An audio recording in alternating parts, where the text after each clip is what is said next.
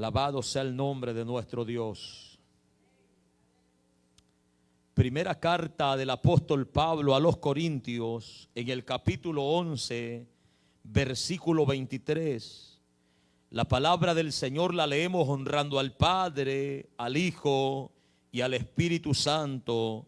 Y a su letra dice: porque yo recibí del Señor lo que también os he enseñado, que el Señor Jesús, la noche que fue entregado, tomó pan, y habiendo dado gracias, lo partió y dijo: tomad, comed, esto es mi cuerpo que por vosotros es partido, haced esto en memoria de mí. Asimismo tomó también la copa después de haber cenado, diciendo: esta copa es el nuevo pacto en mi sangre.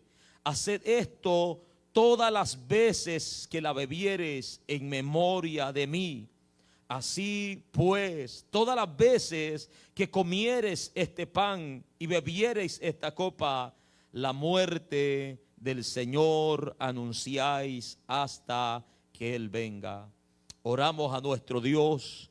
Te damos gracias, Dios amado, por la oportunidad y por el privilegio que nos das de ser instruidos por medio de tu palabra cada día, de leer tu palabra libremente desde este lugar, Señor, para que cada uno de los congregantes, Señor amado, pueda oírla con claridad.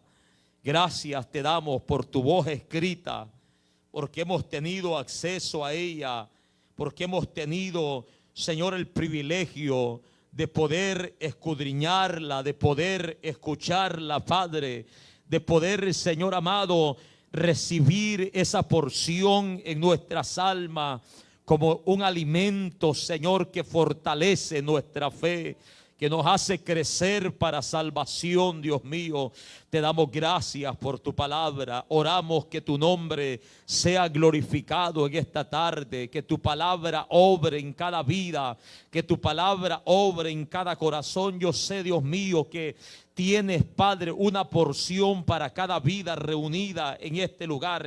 Sé que tienes una porción de tu palabra, Padre, para cada alma sedienta y hambrienta de tu palabra. Sea usted, Padre, tomando el control de cada mente, para que todos estemos atentos a tu voz y podamos recibir lo que usted tiene, Padre, para cada uno de nosotros, en el nombre poderoso de Cristo Jesús. Te lo pedimos en esta tarde. Amén, Señor, y amén. Puede tomar su lugar la iglesia del Señor en esta hora. Alabado sea el nombre de nuestro Dios. Estaremos meditando bajo el tema el orden en la cena del Señor. Y es el apóstol Pablo, inspirado por el Espíritu Santo, quien está escribiendo esta carta para corregir algunas deficiencias que habían en la iglesia de Corintio. Entre ellos, hermanos, nosotros miramos en los capítulos anteriores que el apóstol está hablando acerca del orden que debe de haber en el culto del Señor, y presenta a Cristo como cabeza de la iglesia, al hombre como cabeza del hogar y a Dios como cabeza de Cristo. Amén. Y está hablando acerca del orden, la manera en que tienen que orar, la manera en que tienen que comportarse dentro del culto a nuestro Señor. Y los está alabando en el versículo 2, los está alabando, le dice: os alabo, hermano, porque en todo os acordáis de mí y retenéis mis instrucciones tal y como las entregué. Amén. Me imagino que el apóstol le había enseñado a esta iglesia: cuando hay algo que no lo entiendan, pueden preguntarme. Cuando hay algo en que ustedes no creen estar seguros de la práctica de lo que están haciendo, pueden escribirme. Y es lo que sucedió cuando hubo la necesidad de escribirle al apóstol acerca de todas estas cosas. Él les contesta y le dice: os alabo porque en todo os acordáis de mí. Amén. Está exaltándole, les está diciendo que están haciendo bien en esa parte, porque reconocen que Él es un hombre enviado de Dios, hermanos, a los gentiles. Amén. Un hombre que Dios ha levantado para instruir a las iglesias en diferentes ciudades, que Él mismo llevó el evangelio a estos lugares. Pero cuando se refiere al tema de la cena del Señor, ahí las cosas cambian. En el verso 17 del capítulo 11, el apóstol ya no les dice igual que en el versículo 2, ya no les dice os alabo, sino que dice, pero al anunciaros esto que sigue, no os alabo. Amén. Hay algo, dice el apóstol, en lo cual no les voy a alabar, no les voy a dar alabanza alguno, no les voy a aplaudir lo que a continuación les voy a nombrar, dice el apóstol. ¿Por qué razón? Porque dice, porque no os congregáis para lo mejor, sino para lo peor. Lo que el apóstol está empezando a corregir es en cuanto al orden en la cena del Señor. Sabemos que la cena del Señor es una ordenanza dada por nuestro Señor Jesucristo en aquella última Pascua que Él celebró con su discípulo. Fue estando ahí en un aposento alto que Cristo, hermanos, les dio la institución o les ordenó la cena del Señor con el propósito de que tuvieran comunión los unos con otros, con el propósito de que tuvieran en mente el sacrificio de nuestro Señor Jesucristo, lo que aquel pan y lo que aquel vino se significaba. Y esto se fue enseñando en cada iglesia que se levantaba.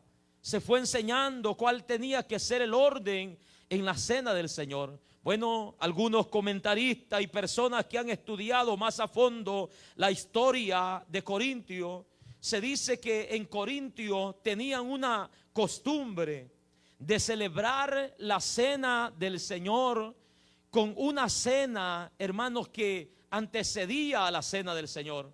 Cada quien traía comida, alimento de sus casas y lo ponían a la mesa y convivían con los hermanos, compartían los unos con los otros. Esto le llamaban la cena ágape, la fiesta de amor, una fiesta de comunión entre hermanos en Cristo, ya que en este tiempo habían muchos hermanos pobres, esclavos, que habían sido comprados únicamente para servir a sus amos. No tenían una entrada de dinero, no tenían cómo llevar algo, aportar algo para la iglesia. Lo único que ellos hacían era congregarse en ese lugar. Pero siempre había gente que Dios había bendecido, colaboraba, aportaba alimentos y ahí convivían. Pero con el tiempo se fue perdiendo, hermanos, el sentido de esta fiesta ágape. Se fue perdiendo el objetivo principal, que era tener comunión con los hermanos, compartir con los hermanos y posteriormente pasar a participar de la cena del Señor. Amén. Esto se daba en esta ciudad o en la iglesia de Corintio, pero nos damos cuenta que con el tiempo se perdió, hermanos, tal costumbre. Se perdió el verdadero sentido de esta cena. Y el apóstol está comenzando a reordenar esto conforme a la información que él había recibido. No era información del cielo, no fue una voz audible, no fue un sueño, no fue una visión, sino que fue una familia que le informó al apóstol de las cosas que estaban sucediendo en Corintio. Y él viene ordenando cosa por cosa. Desde el capítulo 1, hermanos, comienza a ordenar cosa por cosa. Y en esta ocasión está hablando en cuanto a esta fiesta que ellos tenían, o a esta cena ágape que ellos tenían. Pero le anunciaron esto que sigue: no os alabo porque no os congregáis para lo mejor, sino para lo peor. Desde ahí los corintios notaron de que lo que a continuación venía no era, hermanos, una alabanza, no era un elogio, sino una reprensión en cuanto al orden que ellos habían olvidado. Amén. Se están congregando para lo peor, dice el apóstol, no para lo mejor. Nos damos cuenta que el congregarse, hermanos, es parte de la vida cristiana. El congregarse es una enseñanza bíblica. Amén. Pertenecemos al cuerpo de Cristo y el Señor ha determinado o ha constituido un orden en cuanto a la iglesia, hermanos de Cristo. Él ha puesto pastores, ministros, diáconos, ha puesto, hermanos, cada miembro en su lugar y ha dado a cada miembro lo que Él ha querido. Pero todo esto tiene que mantener un orden. Y la Biblia nos enseña lo importante que es congregarnos y someternos, hermanos, en el orden que el Señor ha establecido. El escritor a los hebreos exhorta a los hebreos y les habla de la importancia que es, hermanos, no dejar de congregarse. En el capítulo 10, verso 25 de Hebreo, le dice el escritor: no dejando de congregarnos como algunos tienen por costumbre. Amén. Antes bien, dice, cuando motivándonos unos a otros, cuando miramos que el día se está acercando, aun cuando vemos que el día se está acercando, que el tiempo es corto, que los días son apremiantes, que el tiempo de la gracia, hermanos, se termina. Alabado sea el nombre del Señor. Les anima, les exhorta a que no se dejen de congregar. El dejar de congregarse, hermanos, el apóstol o el escritor lo dice, se vuelve una costumbre en la vida de muchos cristianos. Comenzaron faltando un culto al mes y ahora se congregan una vez al mes. Amén. Y eso, hermanos, como si vinieran a hacer un favor a este lugar, como si Dios necesitara de ellos. Hemos perdido el verdadero sentido de cuánto, hermanos, de lo importante que es congregarnos con una buena disposición en nuestros corazones.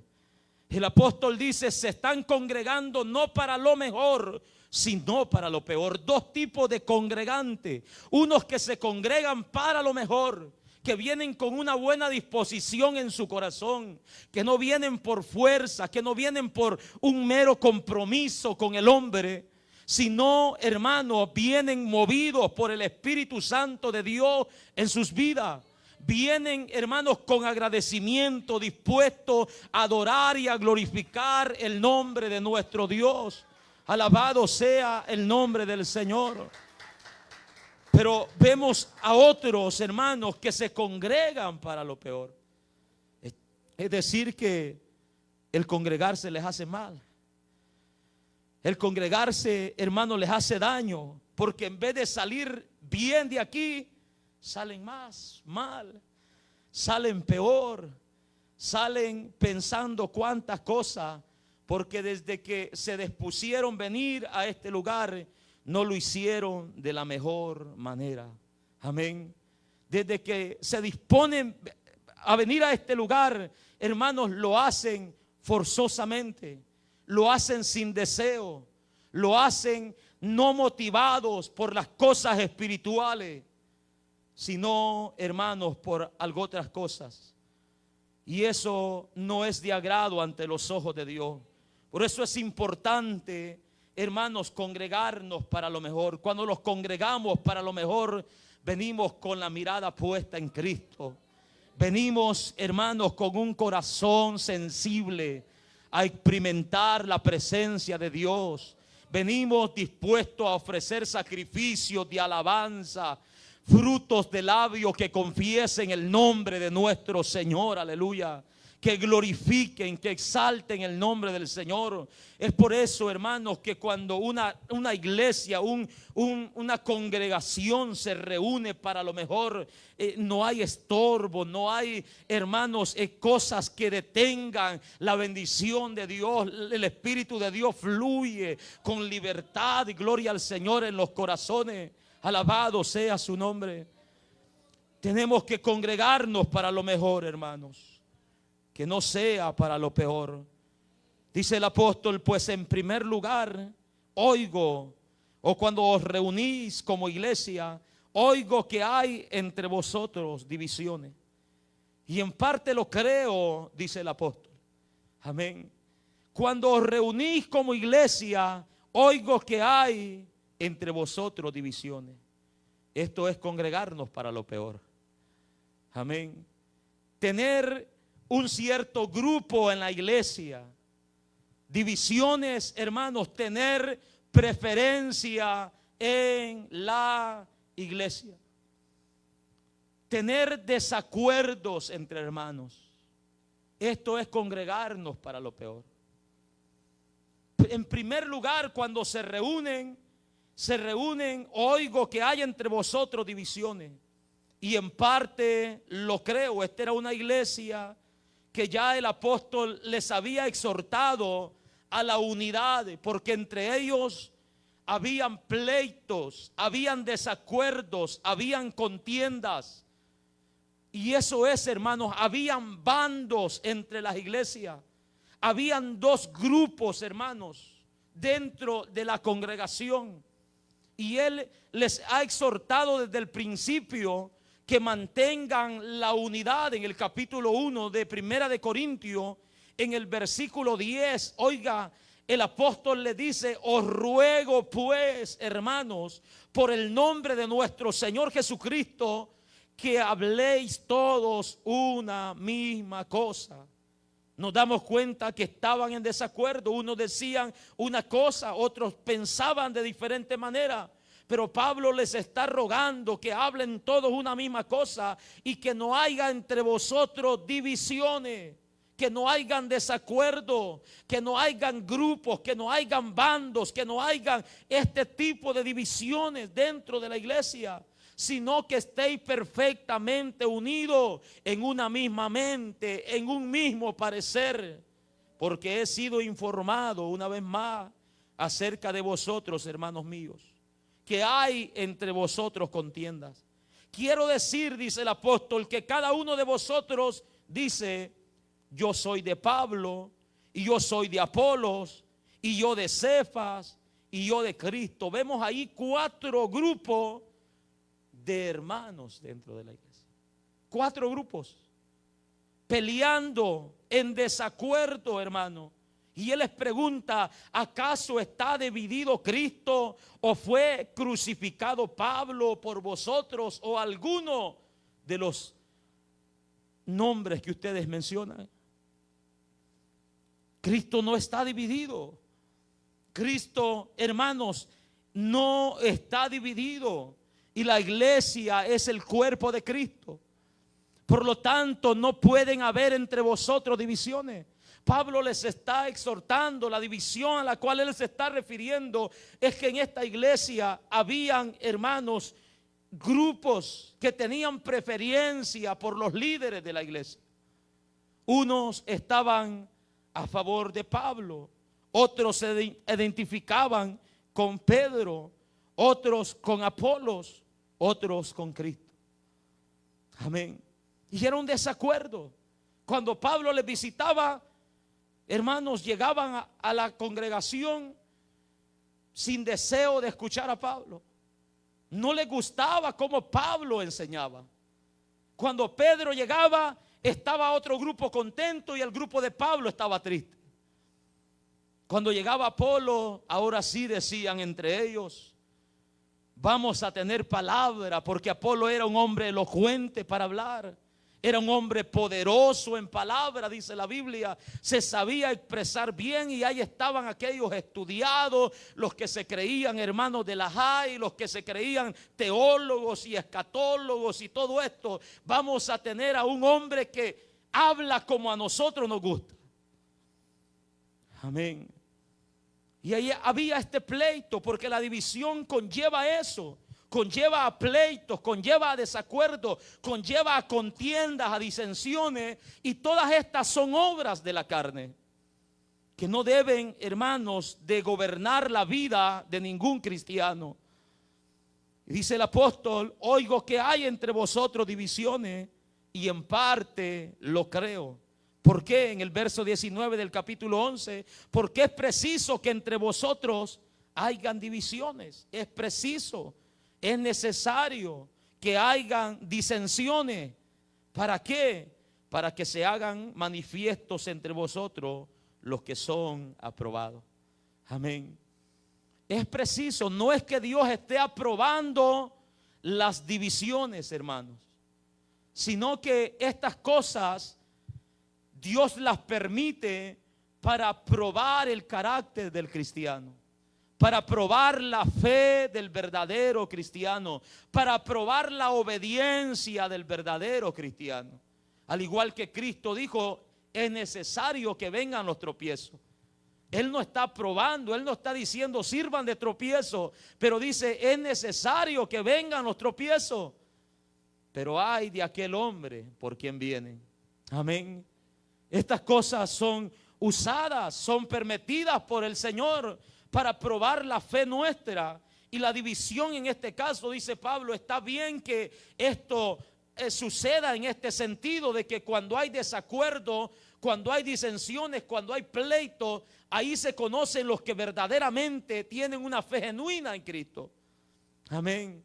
Los que son obedientes, los que son humildes, los que tienen amor para los demás, los que oran por la iglesia. Y todas estas cosas, hermanos, son importantes. Pero el apóstol comienza a exhortarles acerca de lo que está sucediendo. Y les dice en el verso 20: cuando pues os reunís vosotros, esto no es comer la cena del Señor. Amén.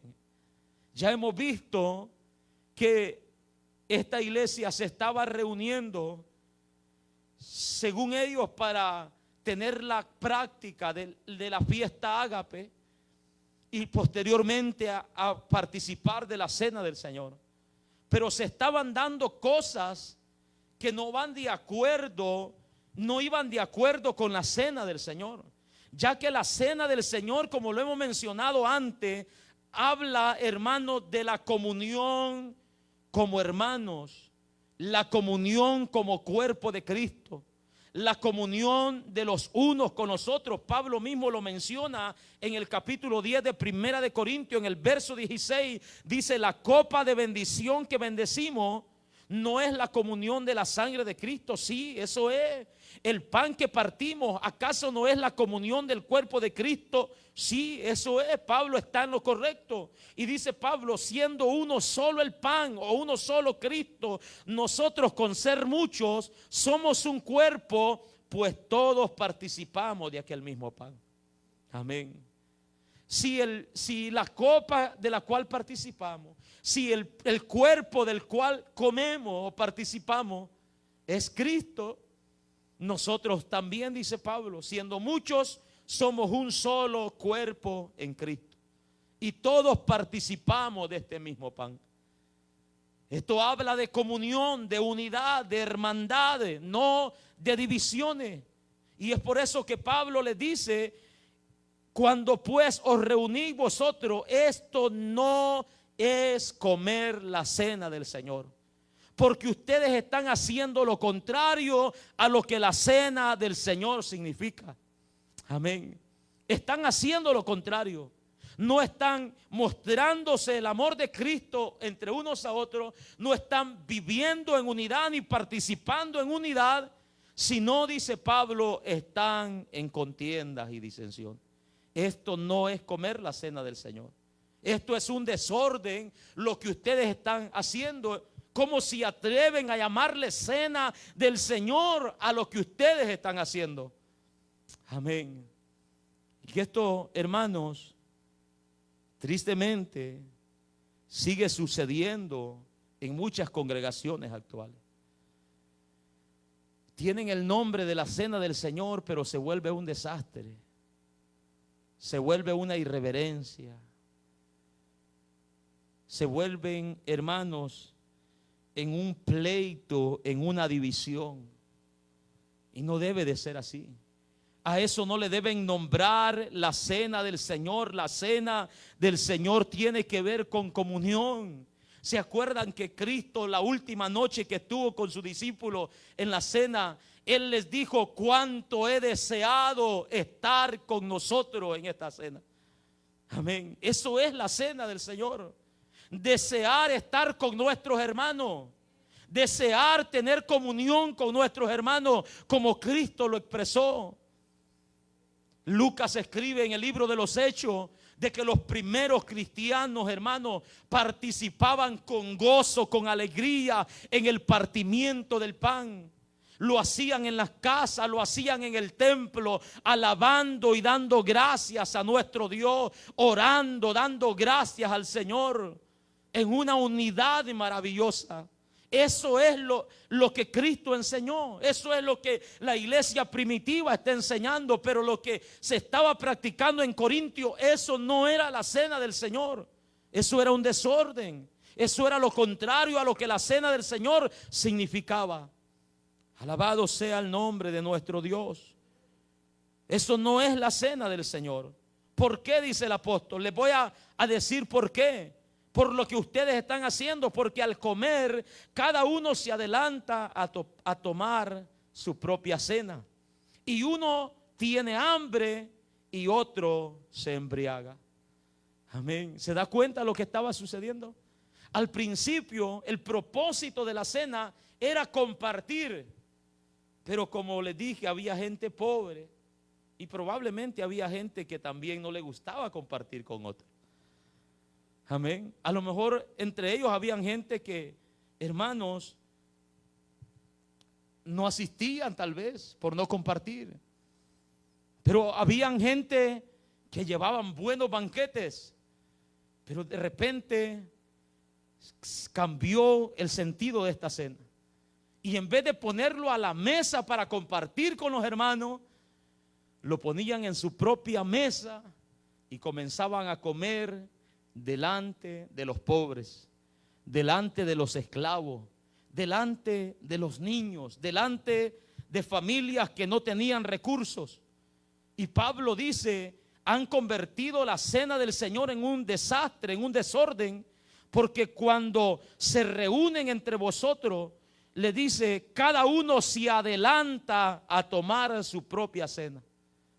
Voy a comer antes que llegue el hermano que nunca trae.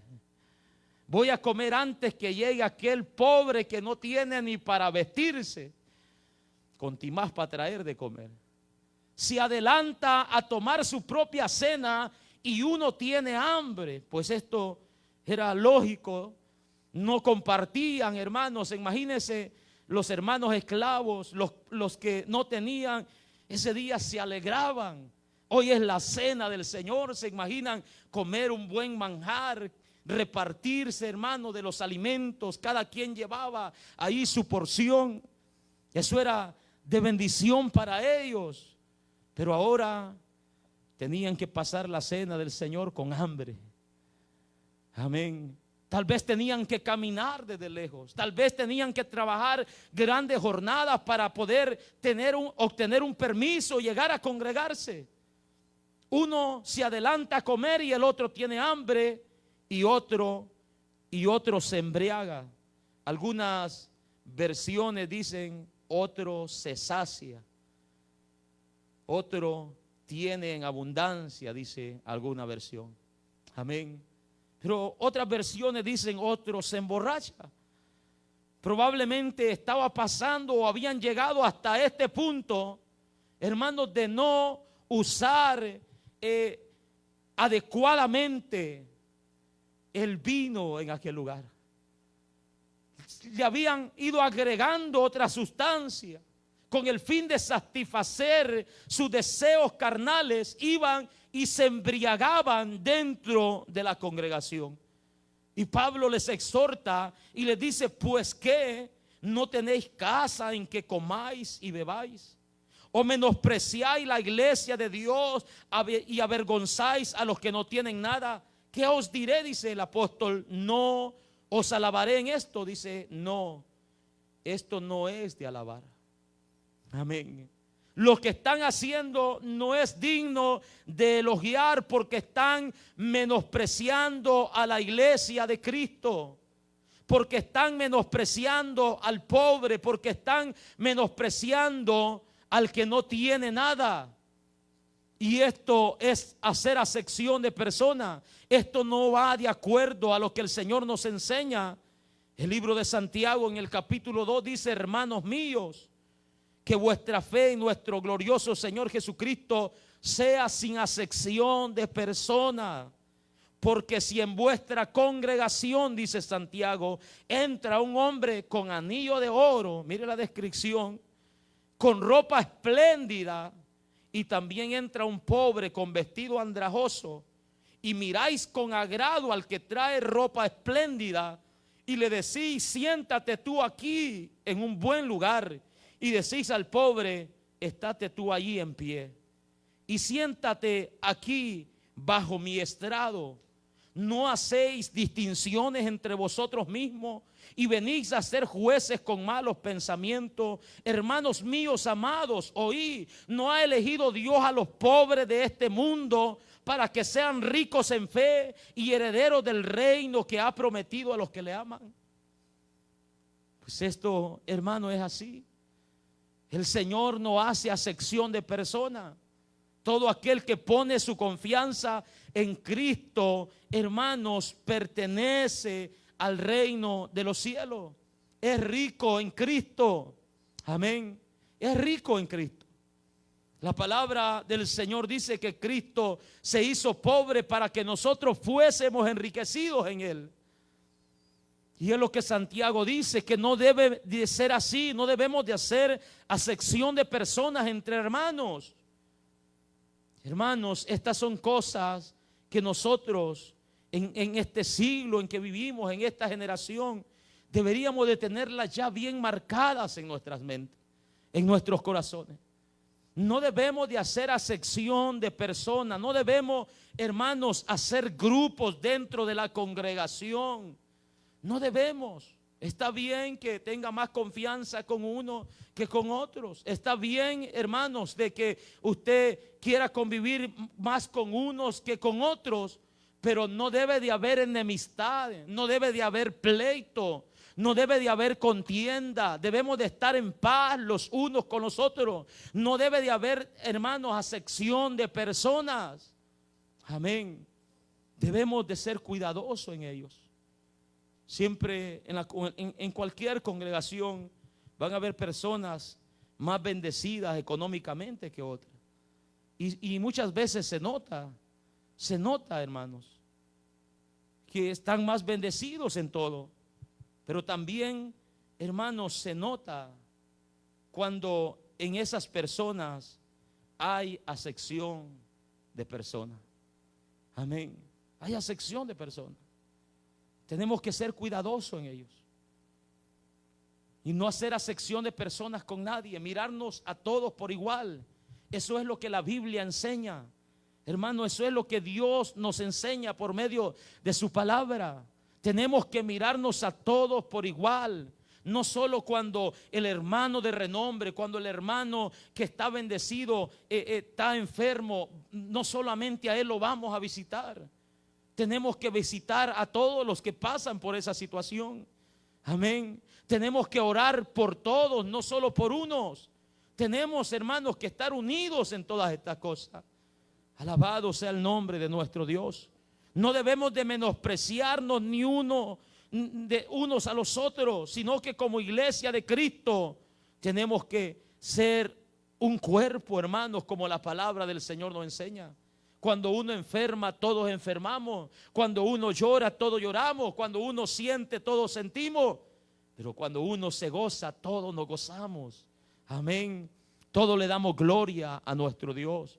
Y este era el desorden que había en la iglesia de Corintios. Ahora Pablo, para corregir esto, dice: les voy a enseñar o les voy a recordar una vez más el orden que debe de haber en la cena del Señor.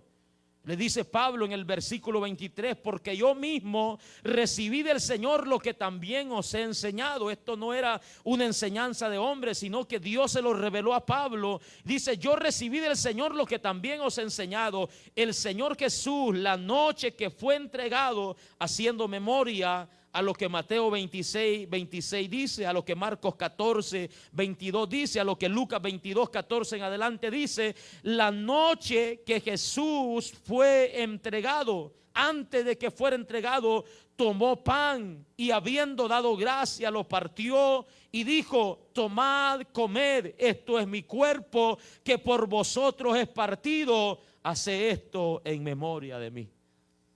Amén. Ahí detalla el apóstol, hermanos, todas las cosas que Jesús hizo aquella última noche. Si nosotros los leemos en los evangelios que mencionamos, lo miramos igual manera. Jesús tomó pan, lo separó, hermanos, dio gracias a Dios por ese alimento, lo partió y se lo dio a sus discípulos. Y les dijo, coman esto que es mi cuerpo, que por vosotros va a ser partido. Amén. Ese pan estaba representando el cuerpo de Cristo, que horas después fue sacrificado, hermanos, en la cruz del Calvario.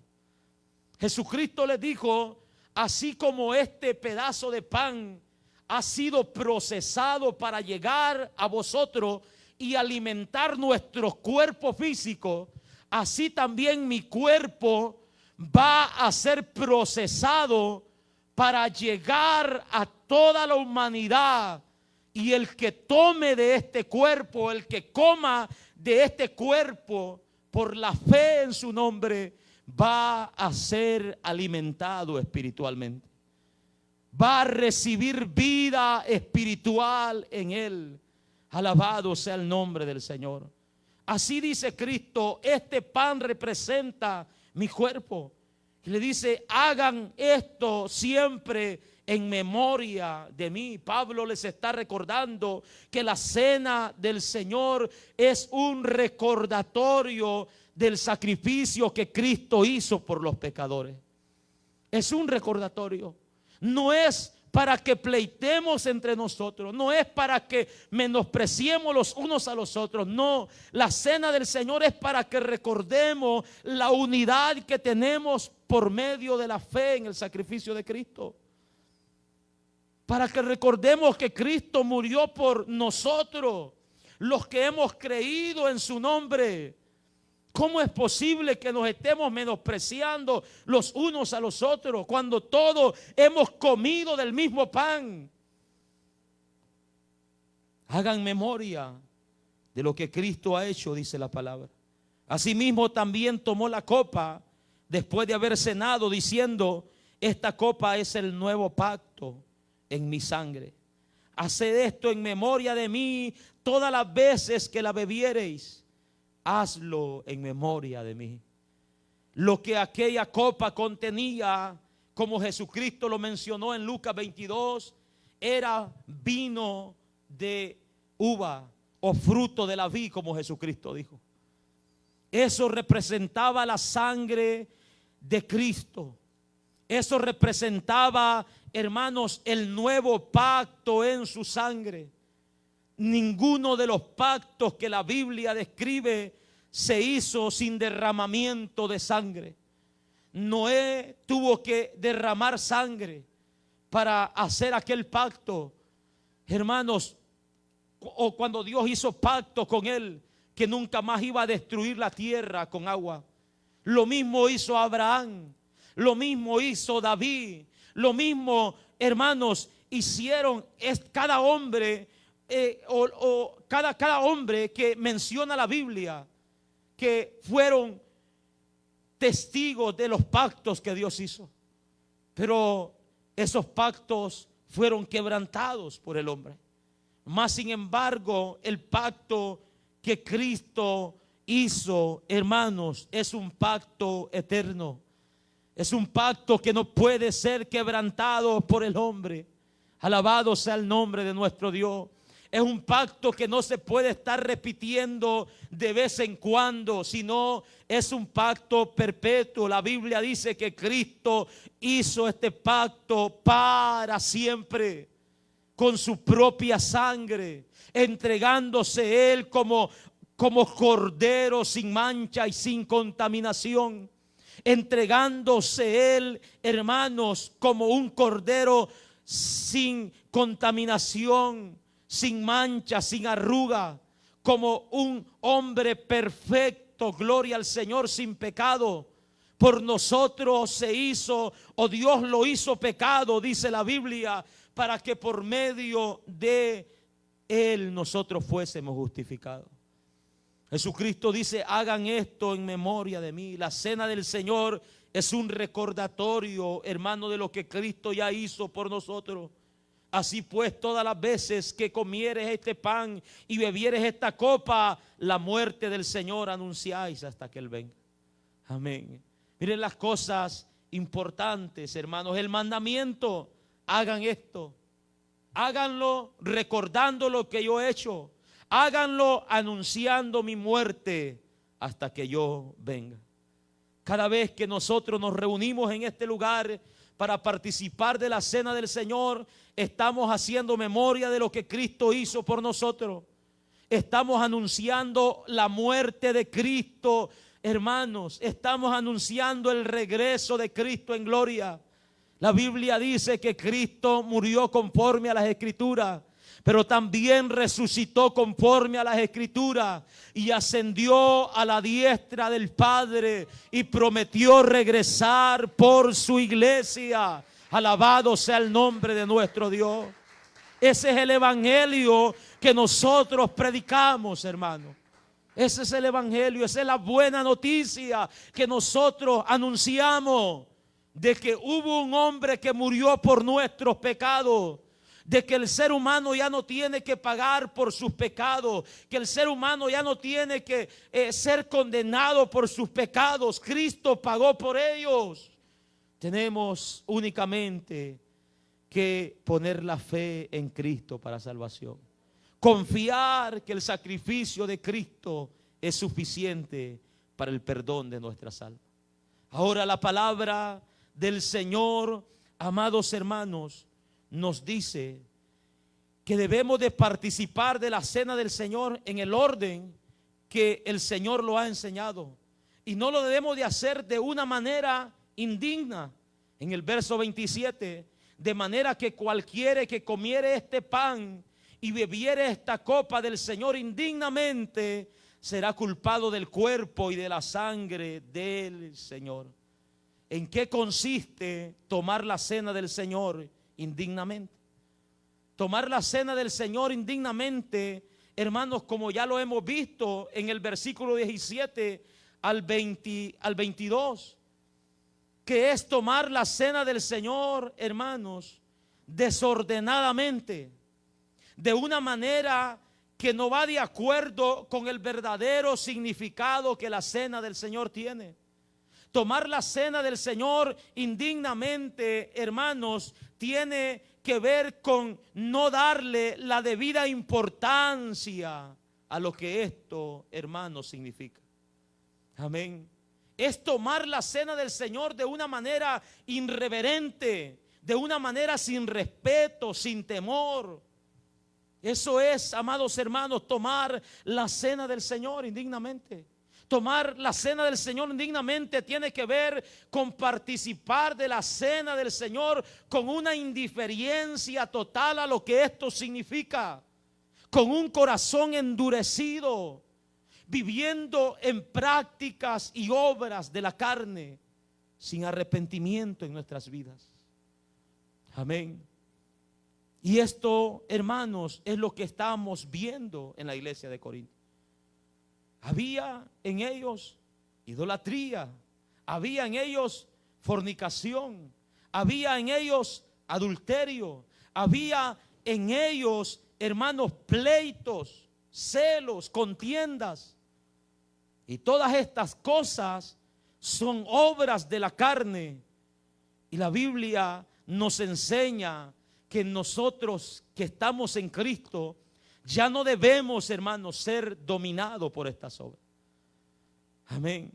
Los que viven dominados por las obras de la carne, el apóstol Pablo dice que no pueden heredar el reino de los cielos.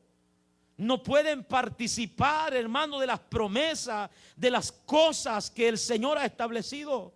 Gálatas capítulo 5, verso 19, manifiestas son las obras de la carne, que son adulterio, fornicación, inmundicia, lascivias, idolatría, hechicería, enemistades, pleitos, celos, iras, contiendas, disensiones, herejías, envidias, homicidios, borracheras. Todo esto lo miramos en la iglesia de Corintios. Orgías y cosas semejantes a esta, acerca de las cuales os amonesto, y como ya os lo he dicho, que los que practican tales cosas no heredarán el reino de los cielos. Amén. Eso es, hermano, participar de la cena del Señor indignamente, sin arrepentimiento en nuestros corazones, dominado por las obras de la carne, con una indiferencia total al significado de lo que la cena del Señor habla, con una indiferencia total al sacrificio de Cristo. ¿Cómo es posible que Cristo nos haya perdonado y nosotros no querramos perdonarnos unos con otros? ¿Cómo es posible, hermanos, esas cosas? Que Cristo nos haya amado con un amor tan inmenso, incomparable, cuando éramos pecadores, imperfectos, llenos de inmundicia, vendidos al pecado.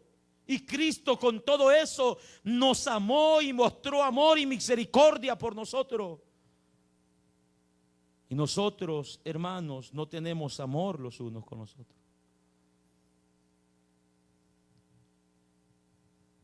Dominados por las obras de la carne. Decimos pertenecer a Cristo, decimos saber lo que la cena del Señor significa, pero hay en nuestros corazones contiendas, pero hay en nuestras vidas, hermanos, iras, enojos que no podemos controlar, que se salen de nuestro control y nos lleva a pecar contra nuestro prójimo. Hay entre nosotros, hermanos, muchas veces pecados que la Biblia dice que ni aún se deben de nombrar como cristianos. Y poder participar así de la cena del Señor. Pablo dice que eso es participar de la cena del Señor indignamente.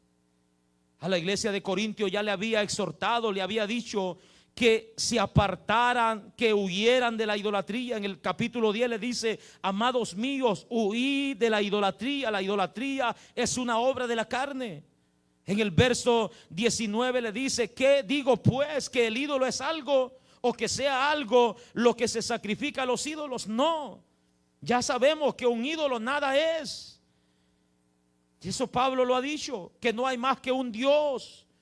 Pero dice en el verso 20: antes os digo que lo que los gentiles sacrifican a los demonios, lo sacrifican, y no a Dios. Y no quiero que vosotros os hagáis partícipe con los demonios. No puedes vivir en idolatría y participar de las cosas sagradas. No podéis beber de la copa del Señor y de la copa de los demonios. No podéis participar de la mesa del Señor y de la mesa de los demonios. De lo contrario, provocaremos a celos al Señor. O dice Pablo, les pregunta, o están provocando a celos al Señor, o se consideran más fuertes que Él. Tomar la cena del Señor es, hermanos, tomar con una indiferencia grande, sin arrepentimiento, menospreciándonos unos con los otros, dominados por todas estas obras que la Biblia menciona. Eso es indigno.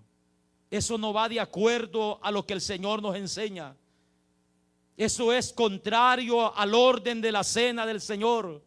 Todo aquel que participa de la cena del Señor, hermanos, con estas cosas, con avaricia en sus corazones, con envidia en sus corazones, practicando el adulterio, viviendo en fornicación, viviendo en borrachera, viviendo con deseos descontrolados, lascivia en sus vidas,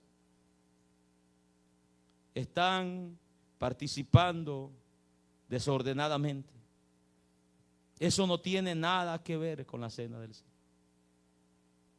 Y la Biblia menciona lo siguiente, que el que participa así de la cena del Señor tendrá sus consecuencias. La Biblia dice en el verso 27, de manera que cualquiera que comiere este pan o bebiere esta copa del Señor indignamente, la consecuencia será culpado del cuerpo y de la sangre del Señor. Otra versión dice, peca contra el cuerpo del Señor. Peca. Y nos damos cuenta lo que el escritor a los hebreos menciona, hermano, que es terrible caer en manos de un Dios vivo. Hebreos capítulo 10, dice la palabra de nuestro Dios.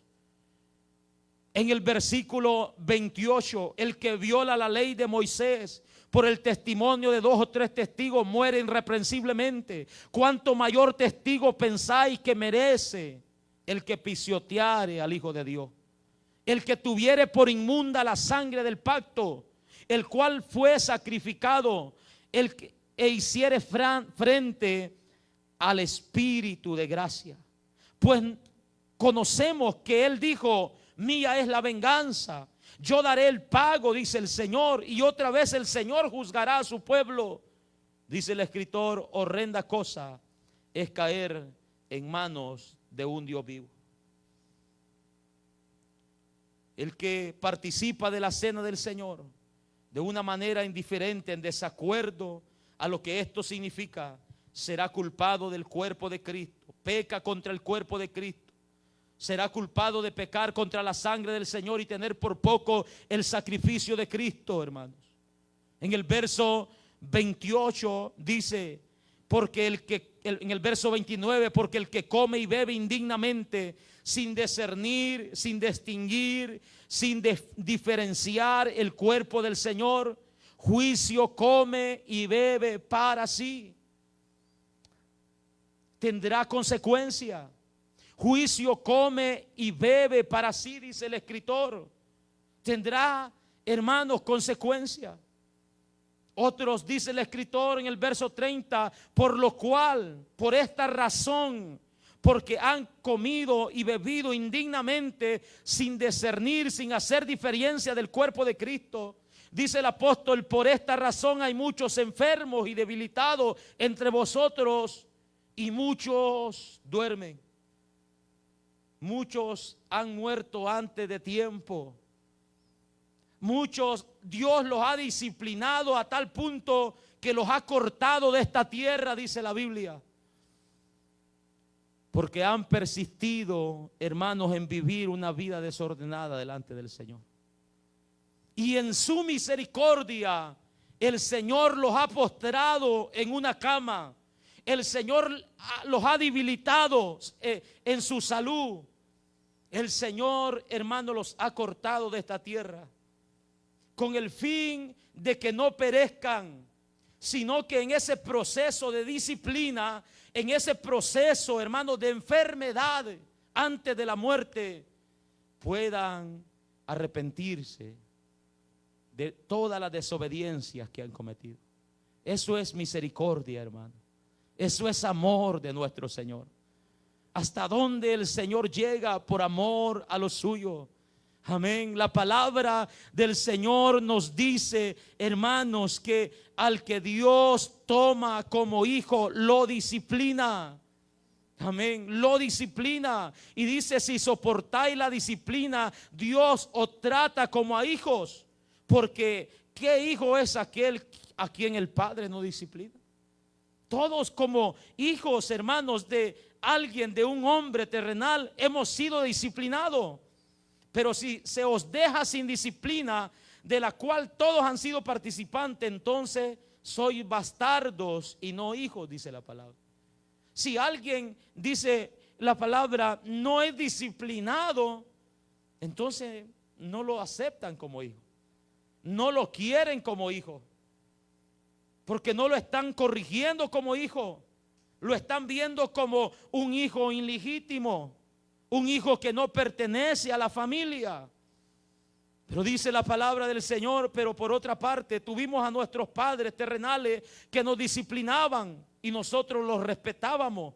¿Por qué no obedeceremos mucho mejor al Padre de los espíritus y viviremos? Y a aquellos ciertamente por pocos días nos disciplinaban como a ellos les parecía. Pero hablando de la disciplina del Señor, para lo que nos es provechoso, para que participemos de su santidad. Gloria al Señor. Para eso viene la disciplina de Dios a nuestras vidas, para que nos santifiquemos, hermano, para que participemos de su santidad, para que nos arrepintamos de aquellas cosas que el Señor nos ha dicho muchas veces que vamos por mal camino, que nos hemos extraviado, que nos hemos apartado, pero a veces nos volvemos tan necios que Dios tiene que tratar con nosotros de una manera fuerte, de una manera dura, de una manera, hermanos, que no se le debe de desear a nadie. Hay vidas que tuvieron que venir, hermanos, al evangelio casi inservibles físicamente, pero Dios los tuvo que tomar así. Hay personas que Dios les dio oportunidad y oportunidad tras oportunidad y siguieron desobedeciendo y quebrantando los mandamientos del Señor al punto de que Dios los postró hasta la muerte. Nunca más se volvieron a levantar de su lecho, con el fin, hermanos, que en ese proceso se arrepintieran de sus pecados. El apóstol Juan dice que hay pecados de muerte por los cuales ya ni debemos de orar. Amén. Ya ni debemos de decir, Señor, dale otra oportunidad, sino más bien, Señor, sálvalo y llévatelo. Amén. Sálvatelo y llévatelo de aquí, porque es mucho mejor para ellos. Hermanos, y en el proceso de nuestros días en el cristianismo hemos visto muchos casos similares. Personas que desobedecían, que recibían la instrucción por un tiempo y luego se les olvidaba, ya no están entre nosotros. Otros hermanos viven hasta el día de hoy con una enfermedad en sus cuerpos. Y una persona enferma, qué dócil se vuelve, hermano. Una persona enferma quiere pasar orándole a Dios. Una persona enferma quiere congregarse, cuando están alentados no quieren. Amén. Llévenme al culto, dice. Ahora que no pueden venir, llévenme al culto. Y cuando podían venir por ellos solos, no lo hacían. Se rebelaban contra el mandamiento del Señor.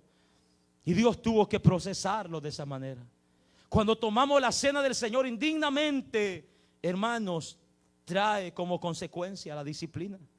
Somos culpables, pecamos contra el cuerpo de Cristo. Si somos hijos, hermanos, de nuestro Señor, vamos a ser castigados por Él.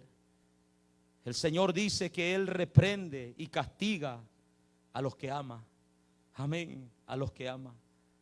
Personalmente sufrí, hermanos, esa consecuencia.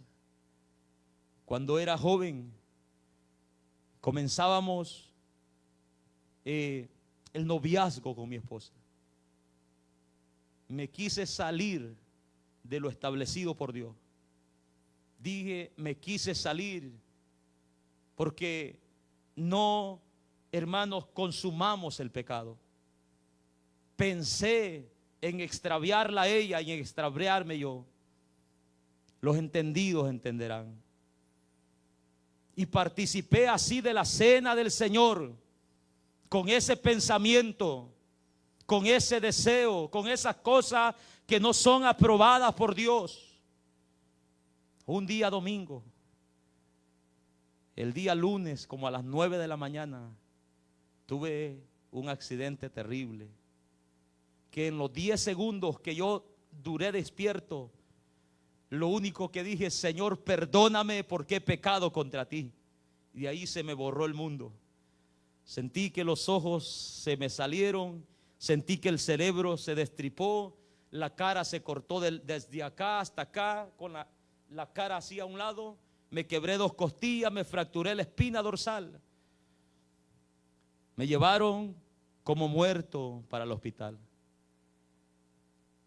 En esos 10 segundos que yo tuve de reacción, yo supe por qué había acontecido eso. Hermano, las cosas del Señor son serias. Son serias. Se deben de respetar.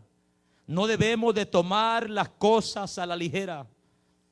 Muchas veces hemos orado en este lugar y últimamente lo hablo con sinceridad. Una de mis oraciones más constantes delante del Señor: Señor, por favor, respalda tu palabra en medio de esta generación en la que estamos viviendo. ¿Sabe qué estamos diciendo con eso? Respalda tu palabra, trae justicia, disciplina a tu pueblo, descubre lo que está oculto, trae a la luz lo secreto, respalda tu palabra para que el pueblo aprenda a creer. Esto era lo que pasaba en la iglesia primitiva.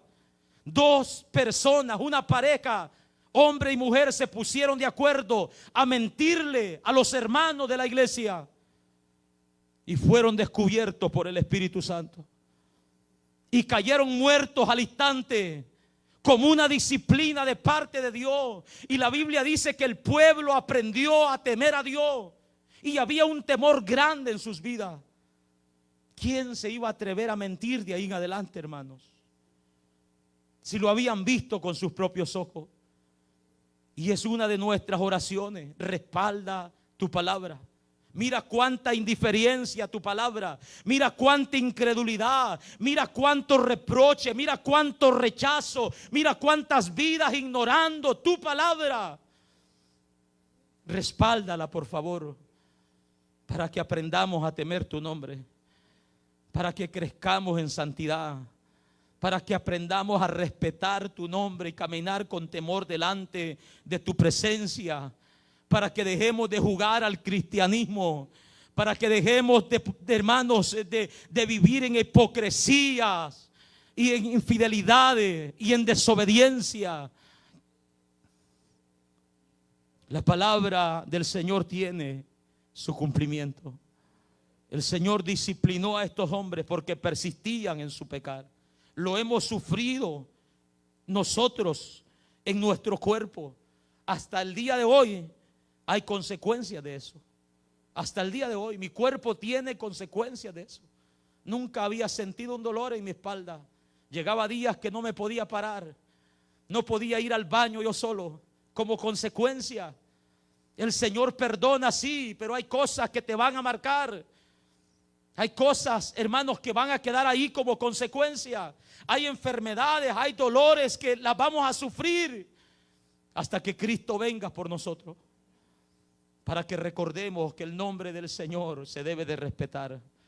Alabado sea el nombre de nuestro Señor. ¿Cómo debemos de prepararnos como último para tomar la cena del Señor? El apóstol Pablo dice en el verso 28: por tanto, pruébese cada uno a sí mismo y coma así del pan y beba de la copa. Pruébese cada uno a sí mismo. Alabado sea el nombre de nuestro Señor. Examínese, dice el apóstol. Por esta razón, puesto que el que toma la cena del Señor a la ligera, con indiferencia, sin arrepentirse de los pecados, dice: examinémonos, preparémonos examinándonos a nosotros mismos.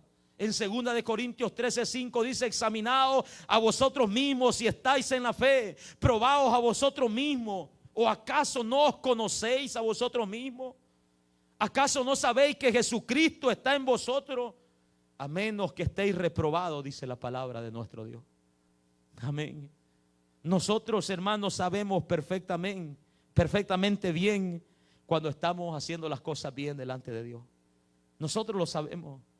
Nosotros sabemos cuando nos estamos engañando a nosotros mismos, porque a Dios no lo engañamos. Y Pablo dice: ¿o no os conocéis a vosotros mismos? ¿Acaso ustedes no saben las prácticas que hay en ustedes? El verdadero carácter, el verdadero comportamiento, la verdadera conducta de ustedes, como siempre lo he dicho. Poner esa carita de ángel que tienen aquí, hermanos, eso aquí es fácil. El carácter del cristiano se prueba fuera de aquí. Amén. La conducta del cristiano se prueba fuera de aquí, cuando no está rodeado de sus hermanos. Ahorita usted tiene que tener cuidado hasta dónde va a voltear a ver, porque sabe que hay muchos ojos a la par suya. Pero que cuando está con el teléfono usted solo a la 1, 2 de la mañana, que debería de estar orando. Amén. ¿Qué? Cuando eso, viendo cuánta cosa, haciendo cuánta cosa, pensando cuánta cosa.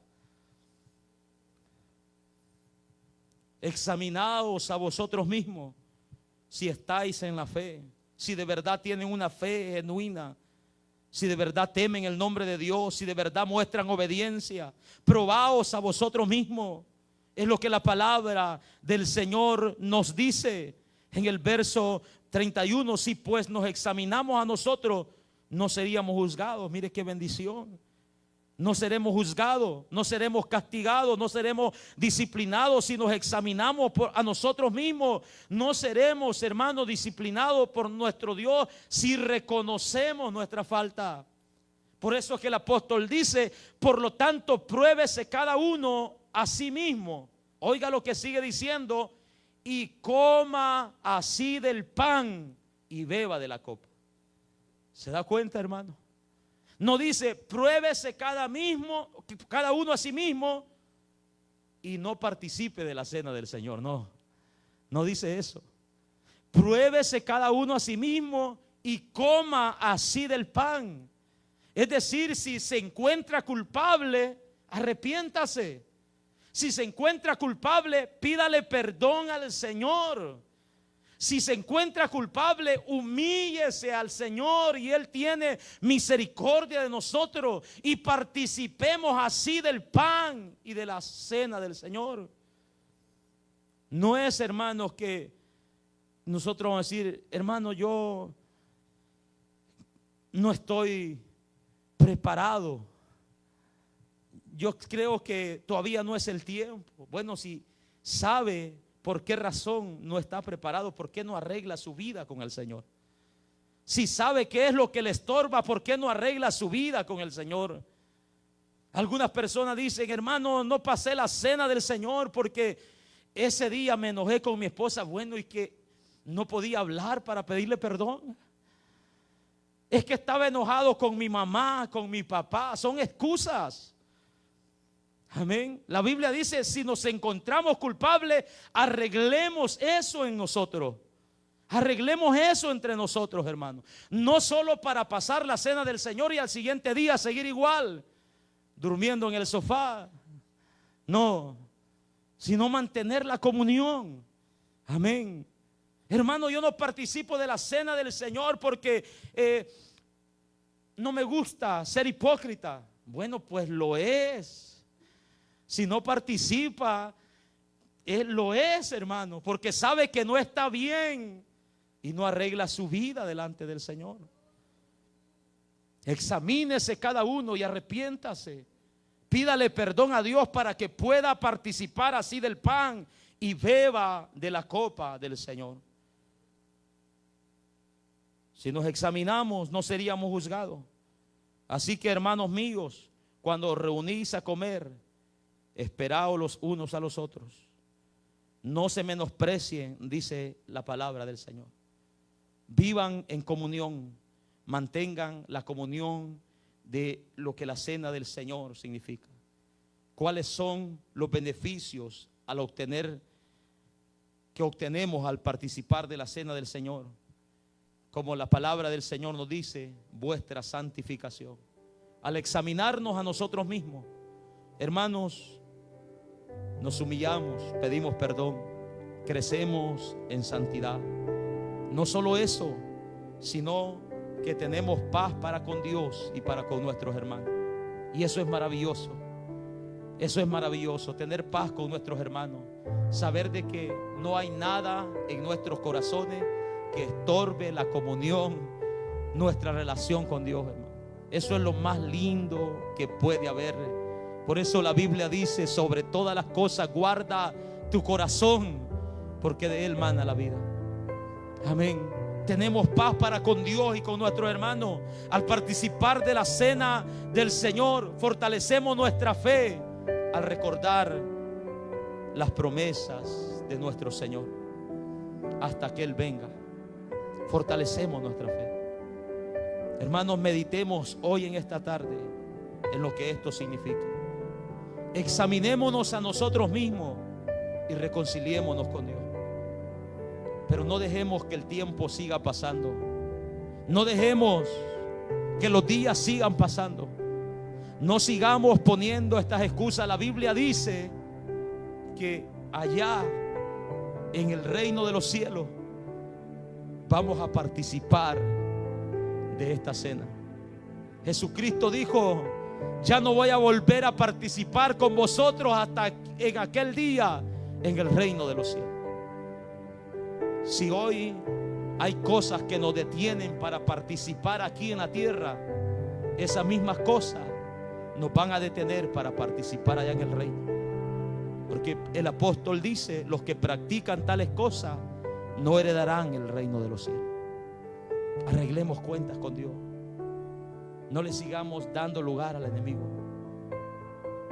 No importa, como siempre lo he mencionado, lo que tengamos que dejar, lo que tengamos que cortar. No importa lo que tengamos que perder. Nada de ello se compara con la vida eterna. Nada de ello. Seamos fieles a nuestro Dios. Pongámonos sobre nuestros pies.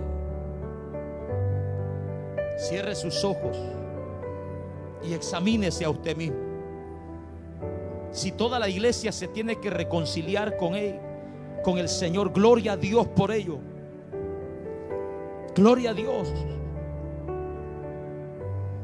Pero no dejes pasar el tiempo. No dejes pasar el tiempo.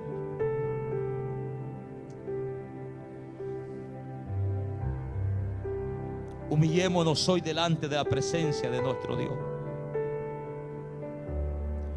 Examinémonos a nosotros mismos. Pidámosle perdón a nuestro Señor. Exprésale el anhelo de crecer en santidad, el anhelo de asemejarnos cada día más a Él. Exprésale el anhelo de vivir para Él, en comunión con Él. Humillémonos delante de Dios y tomemos una decisión el día de hoy. Abandona, dale la espalda, desecha toda obra de la carne, todo pecado, todo lo que no es de agrado delante de Dios. Y humíllate ahora. Volvámonos a Él en arrepentimiento y fe, diciéndole: Señor, queremos ser partícipes de tus bendiciones. Queremos gozar de los beneficios. Líbranos de su juicio. Líbranos de encontrarnos culpables de tu cuerpo y de tu sangre. Líbranos, Dios mío, de pasar, Señor, de ser procesados por una disciplina. En su misericordia el Señor nos guía. En su misericordia el Señor nos instruye. En su misericordia el Señor nos llama a santidad.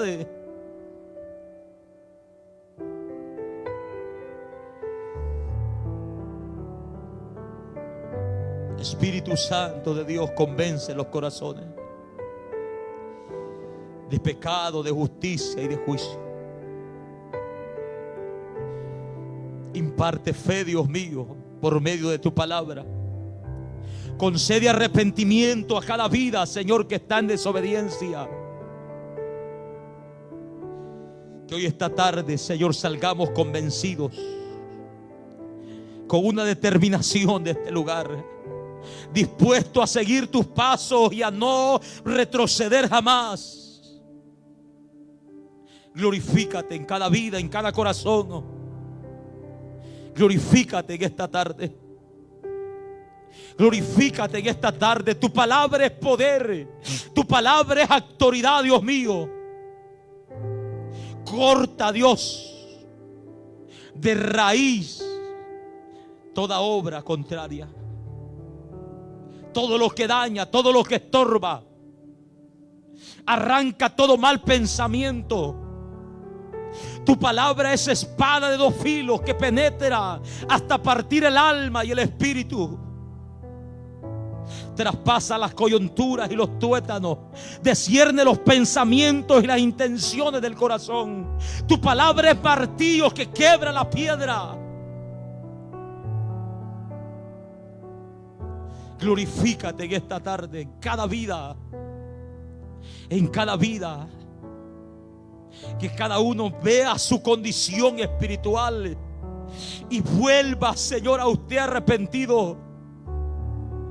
Implore tu misericordia y su perdón. Glorifícate en el nombre de Jesús, tu Hijo amado. Glorifícate en esta tarde. Si hay alguien en medio nuestro que quiera reconciliarse públicamente con el Señor, puede hacerlo. Si hay alguien que reconoce que ha estado viviendo dominado por el pecado y desobedeciendo la ley de Dios y quiere reconciliarse públicamente, puede hacerlo. De igual manera, si hay alguien que nunca ha tenido un encuentro con el Señor, hoy en esta tarde te invitamos a que mires a Cristo por la fe, a que pongas tus ojos en Cristo para salvación, tu confianza en Cristo. Si no tienes paz en tu vida, si estás buscando tranquilidad, si estás buscando una esperanza verdadera, Cristo es el único que te ofrece seguridad eterna. Él es el único que te ofrece una vida eterna por la fe en su nombre. Para ello tienes que reconocer que eres pecador, porque la Biblia dice que Él no vino por justos, Él vino por pecadores al arrepentimiento. Él vino por aquellos que se humillaron y reconocieron su miseria espiritual y dijeron: Señor, de verdad estamos en pecado, perdónanos. A ellos el Señor les dio promesa de vida eterna. A ellos el Señor los salvó por su gracia. De igual manera el Señor te llama hoy en esta tarde. Usted que está por los medios, usted que está en este lugar, no se vaya sin Cristo. Humíllese delante de Él. Reconózcalo como su Señor y su Salvador. Hoy le está llamando para salvarlo. Un día estará delante de Él y será sentenciado a una condenación. No dejes esperar más el tiempo. Señor, te damos gracias por tu palabra. Oro que bendigas a cada vida que se reunió en este lugar.